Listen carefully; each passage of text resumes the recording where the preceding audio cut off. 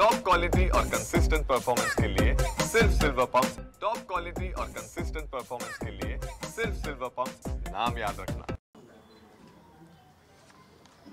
19 फेब्रुवारीला शिवजयंती साजरी करीत आहोत। प्रतिवर्षाप्रमाणे याही वर्षी शिवसेनेनं या शिवजयंती निमित्तानं शिवोत्सवाचं आयोजन करण्यात आलेलं आहे। सातत्यानं शिवसेना शिवजयंतीला वेगवेगळे उपक्रम राबवत असते आणि टिपिकल कार्यक्रमापेक्षा वेगळं काहीतरी करावं या हेतूनं नुसता उत्सव नाही तर याच्यातून काही विचार, काही प्रेरणा हे सुद्धा देण्याचा प्रयत्न शिवसेना करत असते। याच मालिकेत यावर्षी 16, 17, 18 कारण शिवजयंतीच्या दिवशी काही कार्यक्रम नाही ठेवलेला कारण मिरवणुका असतात। 16ला आम्ही शिवकालीन आणि ऐतिहासिक शस्त्रांचं प्रदर्शन क्रांती चौकात करतोय। जे सगळे शिवकालीन शस्त्र आहेत, ऐतिहासिक शस्त्र आहेत, जे आताच्या पिढीला याची माहिती नाही, त्याची प्रदर्शनी आम्ही ठेवलेली आहे।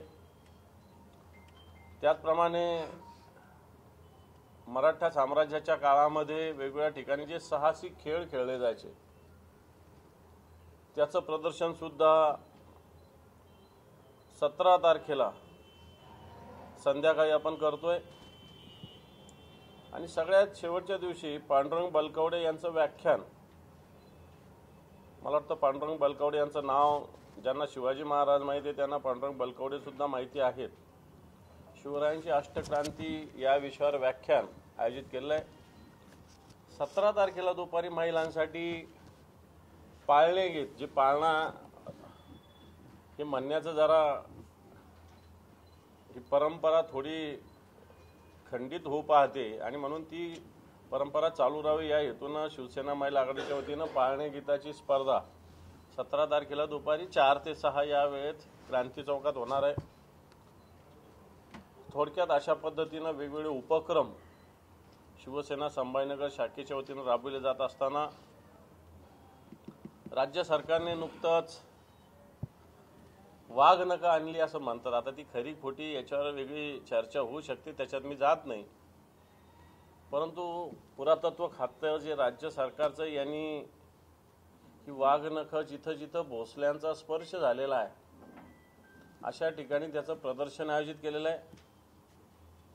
दुर्दैवानं भोसलेंचा जन्म जिथं झाला ते वेरूळ म्हणजे संभाजीनगर, इथं राज्य पुरातत्व खात्यानं हे वाघ नखाचं प्रदर्शन ठेवायला पाहिजे होतं। हे काही ठेवलेलं नाही। नागपूरमधून सुरुवात आहे, सातारा, सांगली इकडे काही जिल्ह्यामध्ये आहे, परंतु संभाजीनगरात नाही।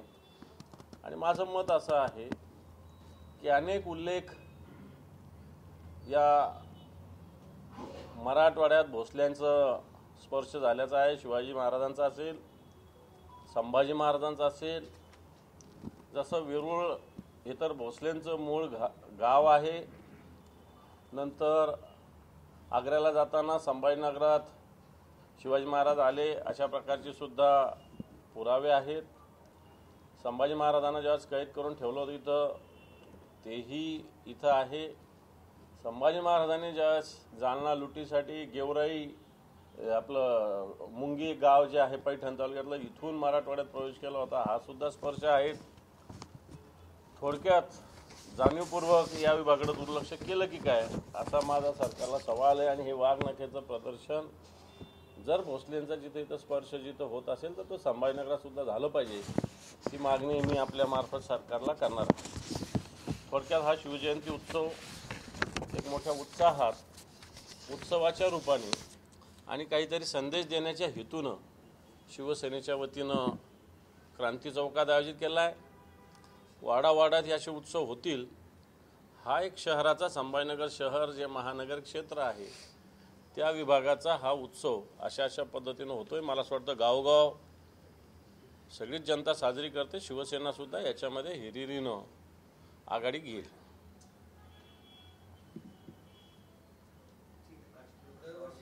शिवजयंती उत्सव समितीने विविध कार्यक्रम आयोजित झाले, त्या समितीत सहभागी नव्हता स्वतंत्र शिवसेना का? असं काय, त्या शिवजयंती समितीचं अध्यक्ष सुद्धा आमचेच आहे, बाळासाहेब थोरात। आणि अध्यक्ष कोण असेल नसेल हा वेगळा विषय. शिवजयंती उत्सव समिती वेगळी आहे. वेगळी म्हणजे एक शहराची सातत्यानं परंपरा जपणारी ती समिती आहे. पृथ्वीराज पवारांच्या नेतृत्वाखाली आपण करतो. शिवसेना एक राजकीय पक्ष आहे. स्वतंत्रपणे शिवसेना अशा पद्धतीने उपक्रम राबवते काय आज राबवत नाही. मागच्या वर्षी मला आठवतं आपण पण असाल पोवाड्याची स्पर्धा झाली होती, वेशभूषा स्पर्धा झाली होती. त्याच्या आधी आपल्या पुतळ्याचं उद्घाटन झालं त्यावेळेसही मोठ्या प्रमाणावर उत्सव साजरा केला होता. या शिवसेना ही करत आलेली आहे. शिवसेना शिवजयंती असेल, संभाजी महाराज जयंती असेल, हे उत्सव स्वतंत्रपणे, गणपतीसुद्धा शिवसेना स्वतंत्रपणे साजरा करतच असते. त्यामुळं मला असं वाटतं तो एकंदर सगळ्यांचा सोबतचा कार्यक्रम आहे. हा एकट्या शिवसेना पक्षाचा कार्यक्रम. जेएनयूचे कुलगुरू शांतिश्री पंडित यांनी एक विधान केलं आहे. तो विधान सध्या वादग्रस्त ठरत आहे. त्यांनी असं सांगितलं की बिळबळपणे सांगते मी संघाची आहे, अशा पद्धतीनं वक्तव्य त्यांनी केलेलं आहे. आणि मोदींची स्मृती करत मोदी आणि संघाची पहिली स्त्री ही जेएनयूची कुलगुरू बनवली असते की त्यांनी म्हटलंय. कसं होतं या वक्तव्यात? कसं काय बघायचं याचाच अर्थ पंतप्रधानच आता कुलगुरू पण नियुक्त करतात. राष्ट्रपती राज्यपालांना कोणता अर्थच उरला नाही असा त्याचा अर्थ आहे. अनेक विद्यापीठाचे कुलगुरू संघ विचाराचे आहेत. मुंबईपासून नाव घेता येईल. पण मला असं वाटतं ज्याचा त्याचा तो खाजगी विषय आहे. त्याच्यामुळे शिक्षणामध्ये किंवा अन्य विषयात जर अशा पद्धतीनं घुसवलं तर त्याला विरोध होऊ शकतो. परंतु कोण कोणत्या विचारसरणीचा असावा ज्याचा त्याचा विषय. अजित पवार असं म्हणाले की धनंजय मुंडे हे जर दोषी असेल तरच मी कारवाई करेल आणि सध्या त्यांचा कुठलाही दोष दिसत नाही, त्यामुळे कारवाई करण्याची काही एक गरज नाही आहे. काल धनंजय मुंडे त्यांना भेटायला गेले होते तरी तिथे हे सगळं बैठक झालं. सगळेच नेते होते त्यांच्या पक्षात. मला असं वाटतं नैतिकदृष्ट्या राजीनामा दिला पाहिजे. संजय राठोडावर ज्यावेळेस आरोप झाले होते त्यावेळेस शिवसेनेत ते होते. उद्धवजी ठाकरे साहेबांनी त्यांचा राजीनामा घेतला होता. यथावकाश त्या आरोपातून ते मुक्त झाले. परंतु नैतिकदृष्ट्या त्यावेळेस त्यांनी राजीनामा देण्याची गरज होती. तो शिवसेनेनं उद्धवजी ठाकरे साहेबांनी घेतला होता. हे सगळ्यांनी लक्षात ठेवावं. आणि या प्रकरणात तर उघड अजून तर कोणते CIDचे तपास वगैरे कोणतेही बाहेर येत नाहीये. अजून एक आरोपी फरार आहे. वाल्मिक कराड आणि धनंजय मुंडे हे एकमेकांचे सावलीसारखं काम करतात. सावलीच आहे. प्रचंड मालमत्ता सगळ्या उघड आपणच मोठ्या प्रमाणावर केलेली आहे. या सगळ्या याच्यामध्ये वाल्मिक कराड एक सामान्य माणूस असा कसा करू शकतो? एका मंत्र्याचा याच्यात सहभाग असल्याशिवाय एवढं कोणी करू शकत नाही. आणि म्हणून धनंजय मुंडे याच्यात नैतिकदृष्ट्या दोषी आहे. अजितदादा जरी बोलत असले तरी येणाऱ्या काळात अधिवेशन आहे. विरोधी पक्ष म्हणून या विषयावर आम्ही आवाज उठवू एवढंच सांगतो.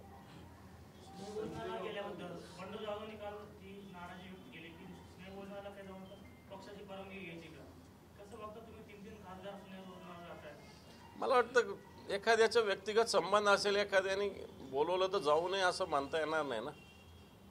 त्याच्यामुळं जेवायला कुठं जायचं असेल तर त्याची परवानगी घ्यायची गरज नाही ना. एखाद्याच प्रतापराव जाधवांनाच फोडण्यासाठी ते गेले असतील तर प्रतापराव जाधवांनाच फोडण्यासाठी ते गेले असतील तर तुम्ही कसं अंदाज वर्तवू शकता की यांनाच हे गेले म्हणून?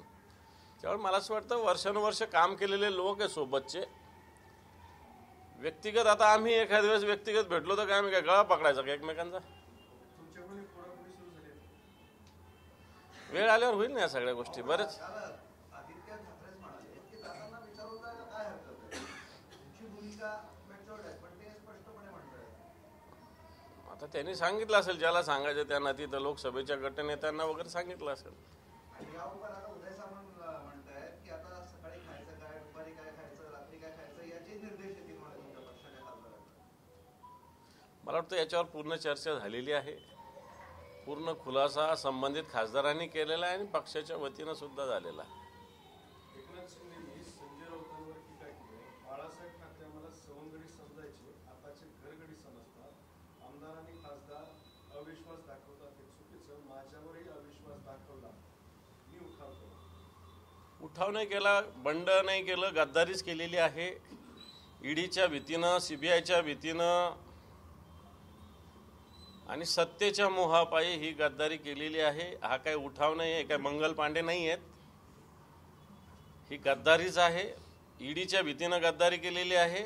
सत्तेच्या मोहापायी गद्दारी केली आहे, जगाला माहिती आहे. त्याच्यामध्ये मुद्दा असा आहे की घरगडी की सवंगडी. मला असं वाटतं ज्यावेळेस सगळ्या खात्याचं मंत्री सगळी सत्ता उपभोगायला मिळत होती त्यावेळेस काय वाटलं नाही का? शेवटी पक्ष नियंत्रण सगळ्यावर ठेवत असतो, ठेवलंच पाहिजे. घरगडी आणि सवंगडी म्हणत असताना मला असं वाटतं आता एकनाथ शिंदे कसं वागतायत त्यांच्या मंत्र्यांशी बघावं, त्यांचा मुलगा कसा वागतो लोकांशी ते बघावं. घरगाड्याच्या वरची परिस्थिती आहे. एकनाथ शिंदेच्या पक्षातल्या मंत्र्यांची आमदारांची घरगाड्याच्या पुढची परिस्थिती आहे. एकनाथ शिंदे तर काही बोलतच नाही, त्यांचाच मुलगा बोलतो. जितेंद्र आव्हाडांनी संजय राऊतांवर टीका केली. शरद पवार कोणाला भेटू नाही किंवा भेटू नाही सांगणं योग्य नाही. तुमचे नेते फडणवीसांना भेटतात. तुम करे सो रास दिला, हम करे तो कॅरेक्टर दिला. हे पहा, संजय राऊत साहेब आत्ताच सकाळी बोललेले आहे. शरद पवार साहेब एक आदरणीय व्यक्तिमत्व आहे असं त्यांनी म्हटलेलं आहे. वडिला समान आहे असंही त्यांनी म्हटलेलं आहे. मला वाटतं तो विषय आता संपलेला आहे. आशिष शेलार म्हणतात महाविकास आघाडी मृत घोषित करणं बाकी आहे. आशिष शेलारांनी संन्यास घेण्याची घोषणा केली होती लोकसभेच्या वेळेस. किती जागा येतील त्याचं काय झालं सांगावं. तेव्हा आशिष शेलार जे बोलतात त्याच्या विरोधात असतं असं पण समजायला हरकत नाही. जर मृत समजलं असतं तर वेगवेगळ्या पद्धतीनं आज ही ईडी CBI कार्यकर्ते आमचे फोडायची गरज पडली नसती. आमच्यात ताकद आहे, आमच्यात सक्षमता आहे. तुम्ही मला असं वाटतं कटकारस्थान करून सत्तेच्या ताकदीच्या बळावर इलेक्शन कमिशनला आपलं बटीक बनवून निवडणुका जिंकलेल्या आहे. मला वाटतं ही मस्ती कधीतरी एक दिवस उतरेल, एवढंच मला आशिष शेलारांना सांगायचं आहे. कधी काळी कोकण हा शिवसेनेचा बालेकिल्ला होता. मात्र त्या कोकणामध्ये आता भास्करराव जाधव नावाचे एकमेव आमदार आपल्यासोबत शिल्लक आहेत. सगळ्यांनी शिवसेना सोडली आहे, म्हणजे उद्धव ठाकरेंची सेना. हे पहा, आमदार असणं आणि संघटन असणं याच्यात फरक आहे. संघटन म्हणून या महाराष्ट्राच्या गावागावात कानाकोपऱ्यात आम्ही आहोत. आमदार गेले म्हणजे संघटना संपत नसती. सत्तेच्या प्रलोभनापायी जर काही लोक जात असतील, एखादा तुकडा टाकला तर कोणी जात असतील, तर मला असं वाटतं ही गद्दारी केली म्हणजे संघटना संपली असं याचा अर्थ होत नाही. कोकणात संघटना तुमच्याकडे असं तुम्हाला म्हणायचं का? काय आहे? संघटना आहेच, संघटना आहे. आता ते आमच्यातले काही लोक गेले होते पहा 8-10 दिवसापूर्वी. माझं राहिलं त्यांना बोलवणं. इथले 8-10 नगरसेवक, एक त्या वार्डातला एखादा बूथवरचा कार्यकर्ता तरी त्यांच्याबरोबर गेला का? आमच्या इथले कोणते भैया गेला, तो किशोर गेला, मकरन गेला. एक बूथवरचा जरी कार्यकर्ता त्यांच्यासोबत गेला की एवढं दाखवा. मी खरं तर आज सगळ्या शाखा प्रमुखांना बोलवणार होतो इथं तिथल्या. मी त्यांच्याशी सगळ्यांशी बोललेलो. एक साधा बूथवरचा कार्यकर्ता सुद्धा त्यांच्यासोबत गेलेला नाही. त्यामुळं शिवसेना काही क्लास बेस पार्टी नाही, मास बेस पार्टी शिवसेना. आमदार गेले तेव्हा तुम्ही म्हणत होते नगरसेवक कुठे गेले? नाही, ठीक आहे ना. आता नगरसेवक कोणीच नाही ना या महाराष्ट्रात. या महाराष्ट्रात निवडणुकाच नाही 2-3 वर्षांना. त्यामुळे हे माझी नगरसेवक आहेत. हे नगरसेवक जाऊन यासाठी तुम्ही गाठीभेटी घेतल्या, प्रत्यक्ष मेळावा घेतला, तरी पण काय केले नेमकं काय? हे पहा, आम्ही ठरवलेलं आहे की आता कोणाची मिन्नतवारी करायची नाही. ज्याची ज्याची इच्छा असेल त्याला एकदा जाऊ द्यावं. संघटन ताकदीनं आम्ही उभा करू, प्रत्येक वार्डात उभा करू. जे जे गेले त्या त्या वार्डात उभा करू. भारतीय जनता पार्टी जिथं आहे तिथंही उभा करू. आहेच आमचं संघटन, उभा करायचं म्हणायची गरज नाही. इकडे संतोष वसंत इकडे बसा. त्याच्यामुळं कोणी गेलं जरी असलं तरी तिथलं संघटन आमचं चांगलं आहे, शाबूत आहे, मजबूत आहे. तुम्ही जे जे लोक गेले होते, आता तुम्ही बघा ना, आता पश्चिमला मतं घेतले ना लाखाच्या वर शिवसेनेनं. मध्याला वेळेवर आमच्यातला एक जण गेला तरी बाळासाहेब थोरात उभे राहिले, मतं घेतलेच ना 40,000. वैजापूरला घेतलेच ना मतं, पैठणला घेतलेच ना मतं लाखभर. आणि त्याच्यामुळे मला असं वाटतं ही जनता आमच्याबरोबर आहे ना. जवळपास 5.25 लाख मतदान शिवसेनेला या 6 मतदारसंघात झालेलं आहे. हे तर लोक शिवसेनेच्या बाजूने आहे ना.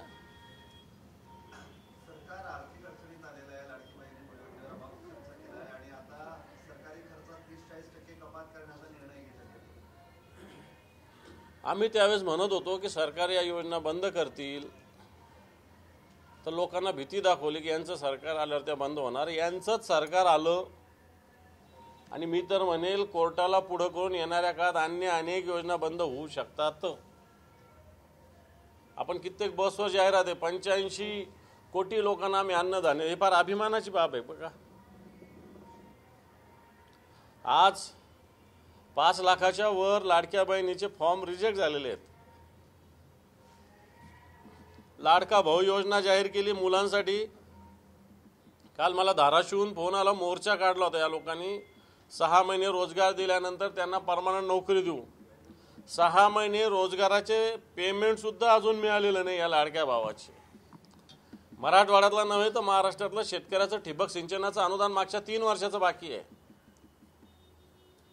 अतिवृष्टीचं अनुदान बाकी आहे, दुष्काळाचं अनुदान बाकी आहे. इव्हन संजय गांधी निराधार योजनेचे पैसे सुद्धा वेळेवर भेटत नाही. हे कशामुळं? की आज राज्याच्या डोक्यावर 7 लाख कोटीचं कर्ज आहे आणि देशाच्या डोक्यावर 2.5 मला वाटतं, मला आकडे सुद्धा सांगता येईना, 2.5 कोटी लाख रुपयाचं कर्ज आहे देशाच्या डोक्यावर असं मला वाटतं. पण मला महाराष्ट्राचं माहिती आहे 7 लाख कोटी रुपयाचं कर्ज महाराष्ट्राच्या डोक्यावर आहे. पीक विमा योजना जी आहे ती 1 रुपयात आधी मिळायची, ती आता 1 रुपयाऐवजी 100 रुपयात देण्याचा निर्णय व्हायची शक्यता आहे. योजनेच्या बदलासाठी कृषी आयुक्तांचा आव्हान तयार आहे आणि जर हा बदल केला नाही विमा कंपनीला 4 रुपये द्यावा लागणार आहे. त्यामुळे ती 1 रुपयावाली योजना आता संपुष्टात. मी सांगतो काय, निवडणूक अँगलनी ह्या घोषणा आणि या योजना झाल्या. या योजनेच्या माध्यमातून निवडणुका जिंकल्या गेल्या, राज्य आर्थिकदृष्ट्या रसातळाला नेलं गेलं आणि आता या योजना पुन्हा बंद करण्याचा घाट घातला जातोय. 1 रुपयात पीक विमा दिला जात होता, आता 100 रुपयात. म्हणजे काय, शेतकऱ्यांचा 1% किंवा काही योजनेत 2% वाटा असतो, तोच घेतला जाणार असा त्याचा अर्थ आहे. कारण 98% तर राज्य आणि केंद्र मिळून देत असतं विम्याचं. 2% काही योजनेमध्ये 1%, काही योजनेमध्ये 2% शेतकऱ्यांना भरावं लागतं. मला असं वाटतं तेच पैसे ते भरून घेतील. उद्धव बाळासाहेब ठाकरेंकडे विधानसभेचं विरोधी पक्ष नेतेपद घेणार आहे. मिळेल ना, शिवसेनेला मिळेल. जर सत्ताधारी पक्षाने ठरवलं विरोधी पक्षाला विरोधी पक्ष नेतेपद द्यायचं तर ते शिवसेनेलाच मिळेल, कारण शिवसेनेची संख्या जास्त आहे. दावा करायची गरज नाही. आमचे गटनेते, विधिमंडळ गटनेते आम्ही विधिमंडळ सचिवालयाला कळवलेलं आहे. ज्यावेळेस विरोधी पक्ष नेता करायचा त्यावेळेस त्यांनी आमच्या पक्षाला जो कोणी म्हणजे त्यांनी आम्हाला निमंत्रित करून आम्हाला विचारणा करावी. अजून त्यांनी निर्णय घेतला पाहिजे. आम्ही दावा करून काय अर्थ आहे? आम्ही तर दावा केलेलाच आहे ना. मुख्यमंत्र्यांची जी वॉर रूम आहे मंत्रालयामध्ये, त्याच्या बाजूला एकनाथ शिंदेनी कोऑर्डिनेशन रूम तयार करायला सुरुवात केली आहे. मंत्रालयात शिंदेकडून कोऑर्डिनेशन रूम स्थापन केली जाऊन महत्वाच्या प्रकल्पावर नजर ठेवली जाणार आहे. फडणवीसांनी बोलवलेल्या बैठकीलाही शिंदे गैर हजर. जे हे आपत्कालीन परिस्थितीत जे वॉर रूम निर्माण करतात त्याच धर्तीवर मुख्यमंत्र्यांच्या बाजूला कोऑर्डिनेशन रूम आहे. हे पहा, मंत्रालयातले अधिकारी त्रस्त आहेत सध्या. मुख्यमंत्री वेगळे. आता तुम्ही एकनाथ शिंदेंचं सांगताय, अजितदादांची पण रूम आहे तशीच, एकनाथ शिंदेंची पण तशी रूम होते, मुख्यमंत्र्यांची पण आहे. मुख्यमंत्र्यांनी एका विभागाची बैठक बोलवली की दोन्ही उपमुख्यमंत्री त्या विभागाची बैठक दुसऱ्या तिसऱ्या दिवशी पुन्हा बोलवतात. आणि अधिकारी काम करण्यापेक्षा बैठकातच व्यग्र आहेत. अधिकारी त्रासलेले, कारण सत्तास्थानं वेगवेगळ्या पद्धतीने निर्माण होणं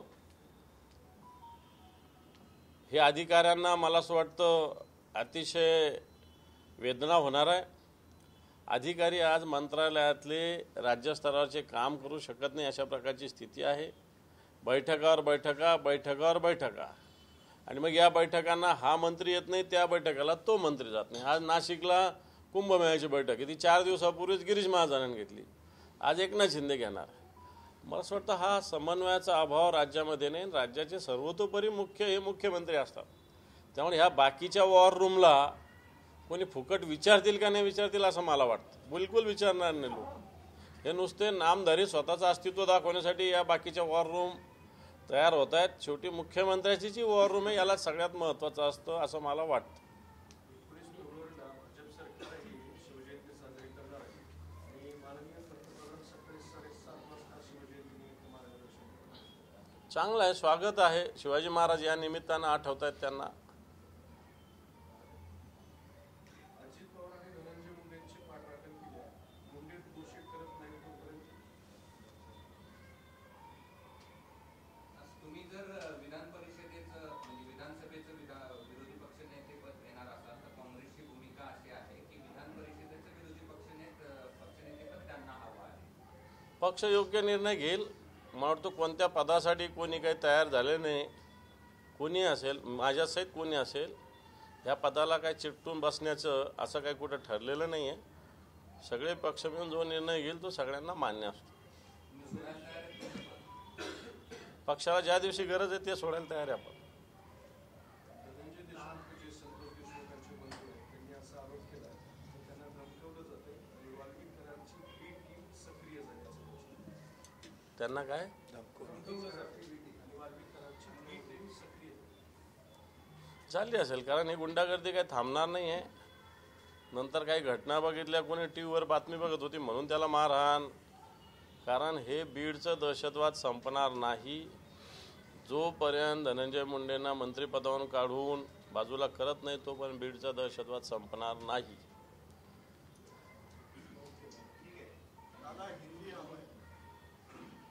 हिंदी क्या चाहिए? महाराष्ट्र के सरकार की तरफ से अलग अलग स्कीम्स के लिए दिए जाने वाले पैसों में काफी कटौती हुई है. क्या बताएंगे आप? कुछ स्कीम्स की स्क्रीन पे भी इस पे इफेक्ट हुआ है. महाराष्ट्र की सरकार फिलहाल में जिस प्रकार राज्य की आर्थिक स्थिति है, 8 लाख करोड़ रुपए का कर्जा महाराष्ट्र पे है. इलेक्शन के पहले महाराष्ट्र सरकार ने अलग अलग स्कीम डिक्लेयर की जिसमें लाड़की बहन थी, लाड़के भाई था. हम उस वक्त भी कह रहे थे कि ये इकोनॉमिकली देखें तो राज्य के लिए अस्ताव्यस्त कर देगी ये योजना, और वो सही हो रहा है. आज ये योजना किस प्रकार रद्द की जाए या इसके योजना से कम मेंबर्स हो जाए ये सब सरकार देख रही है. लाड़का भाऊ जो योजना शुरू होती उसमें भी उन बच्चों को पेमेंट नहीं दिया गया है. किसानों के अलग स्कीम में जो कोई फंड आना चाहिए वो अभी तक पहुंचा नहीं है. 1 रुपये में पीक बीमा जो था फसल का, पंतप्रधान पीक बीमा, वो योजना बंद होने जा रही है. और इस प्रकार आर्थिक स्थिति राज्य की ठीक नहीं रहने से ये सब बातें होने जा रही है और इसके लिए सरकार जिम्मेदार है. धनंजय मुंडे का रेजिग्नेशन अभी तक स्टेट गवर्नमेंट ने लिया नहीं है. उनके जब तक एलिगेशन प्रूव होते नहीं तब तक ये रेजिग्नेशन नहीं होगा ऐसा कहा जा रहा है. क्या आपकी मत क्या है? ये देखो, नैतिक दृष्टया धनंजय मुंडे दोषी है. अलग अलग विषयों में धनंजय मुंडे का रिजाइन नैतिक दृष्टि से लेना चाहिए, ये हमारी मांग है. तो और क्वेश्चन है, तेवर राणा जो अमेरिका से भारत लाए जाएंगे 26/11 घंटे में ये दोषी पाए गए. बीजेपी और मोदी सरकार बड़ी सफलता मानी जा रही है. काय की जो 26/11 का आरोपी था मुख्य, उसको अमेरिका से लेकर आया जाएगा. जो पाकिस्तान में छुपे उनको भी लाओ बोलना. समय पहले कौन, मौलाना दाऊद, इनको भी लेके आने वाले थे, इनको भी पहले लेके आओ बोलना. यूट्यूबर रणवीर की गिरफ्तारी से बीजेपी सरकार बच रही है. उसने अभद्र टिप्पणी की थी माँ बाप को लेकर एक शो में, और बीजेपी इस पर कुछ बोलने के लिए तैयार नहीं. लेकिन उसकी टिप्पणी तो गलत थी. ऐसी टिप्पणी वाले प्रोग्राम होना नहीं चाहिए. ठीक है, थैंक यू.